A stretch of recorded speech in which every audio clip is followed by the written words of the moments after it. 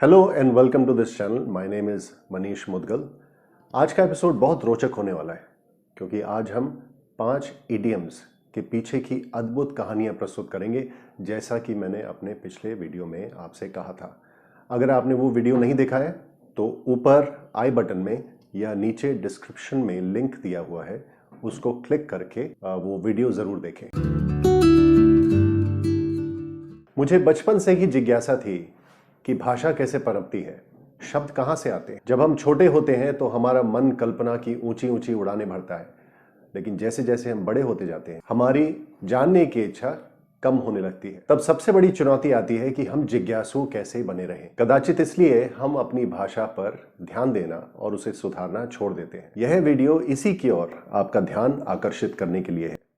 आपको जानकर हैरानी होगी कि सामान्य मुहावरों के पीछे की कहानियां कितनी विचित्र और चौंका देने वाली हो सकती है।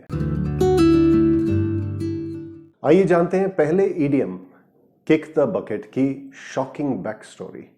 पिछले एपिसोड में हमने जाना था कि किक द बकेट का अर्थ बाल्टी को लात मारना नहीं है, अपितु मर जाना है। बहुत सारी मान्यताएं हैं कि इडियम कहां से आता है, लेकिन यहां पर हम सिर्फ एक मान्यता को जगह देंगे जो बहुत भयावह है। 19वीं शताब्दी में इसका उपयोग अनौपचारिक भाषा में दिखता है, जो प्रेरित है उन घटनाओं से जहां पर कुछ लोग आत्महत्या करने के लिए बाल्टी का उपयोग किया करते थे। वो बाल्टी के ऊपर चढ़कर अपने को किसी खूंटी या बीम से बांधकर बाल्टी को लात मार दिया करते थे और दुर्भाग्यवश उनकी मृत्यु हो जाती थी। संभवतः यहीं से इस इडियम का, इस अंग्रेजी के मुहावरे का मतलब आया है टू डाई।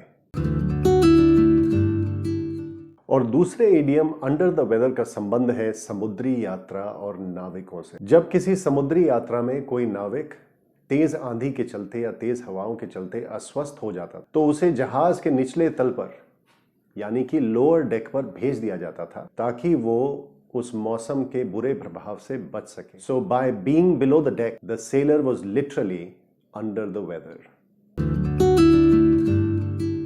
तीसरा इडियम जिसके बारे में हमने पिछले एपिसोड में चर्चा की थी वो है to give somebody a cold shoulder. जब मैंने पहली बार इस इडियम को सुना था तो मुझे लगा था कि इसका अर्थ होगा किसी को मोढ़ा मारना। उत्तरी पश्चिमी भारत में पंजाब, हरियाणा, राजस्थान में कंधे को मोढ़ा कहते हैं। लेकिन ये ठंडा कंधा क्या हुआ? कहीं ऐसा तो नहीं कि आइस पैक लगा के पहले कंधे को ठंडा किया और फिर वो किसी को मार दिया?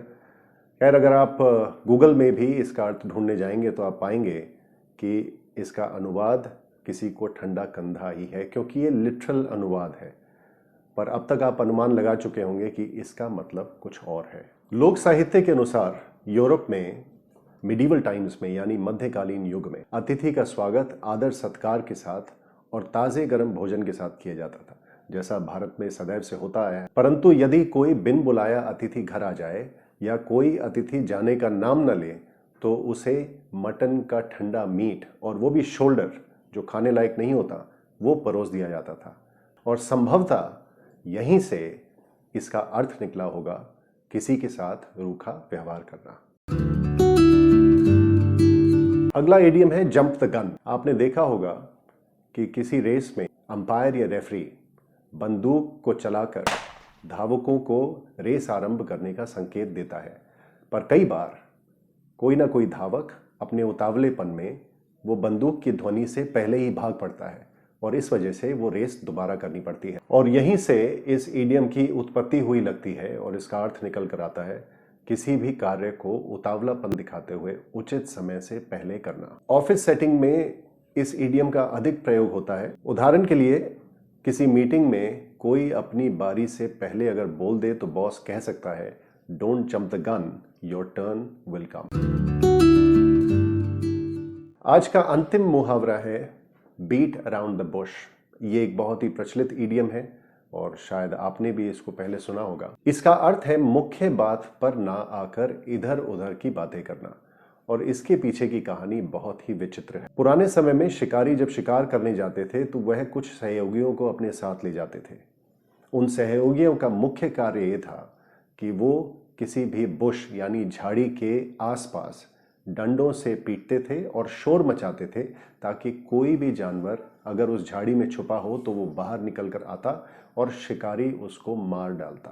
किसी चर्चा में अगर कोई इधर उधर की बात करता है, जैसा कि आपने देखा होगा नेता अमूमन ऐसा करते हैं, तो आप कह सकते हैं don't beat around the bush, come to the point straight away. क्या आपने कल्पना की थी कि इन सामान्य मुहावरों के पीछे की कहानियां इतनी रोचक और विचित्र होंगी?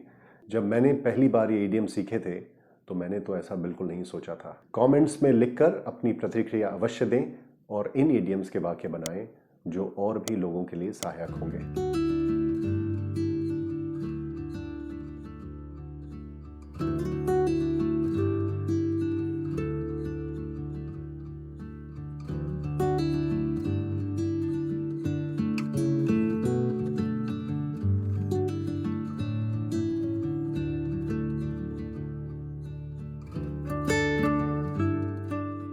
अगले एपिसोड में आपसे पुनः भेंट होगी कुछ नए अंग्रेजी के मुहावरे और उनके पीछे की कहानियों के साथ। तब तक मुस्कुराते रहिए, गुनगुनाते रहिए और कुछ नया सीखते सिखाते रहिए। वीडियो देखने के लिए आपका आभार।